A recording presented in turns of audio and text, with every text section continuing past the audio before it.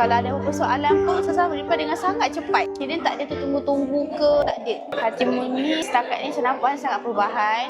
Dia punya agama, adab, akhlak sangat cantik. Dari segi dia belajar pun, dia cakap juga dia punya environment kat sekolah ni sangat seronok. Cikgu dia, kawan dia, makan pun sedap. Jangan risau, cakap dengan mak, why not kita try sekolah dekat dengan rumah. Dia ada transport, ada makan, tak payah fikir banyak. Senang. Okay, kita go. Pergi, tengok suasana okey, cantik. Ustaz pun semua baik sangat dengan adik saya. So macam, okay, kita go on sampai habis darjah 6. Kalau ada apa soalan pun, Ustazah reply dengan sangat cepat. Dia tak ada tertunggu-tunggu ke, tak ada. Orang kata servis sangat bagus lah. Ustazah adik, sekarang saya nampak dia makin hari makin rajin nak solat. Adab makin baik, hormat orang tua. Sangat berakhlak, bagus sangat. Akademik dia, saya ni dia slow learner sikit. Apa slow tapi nampak perubahan.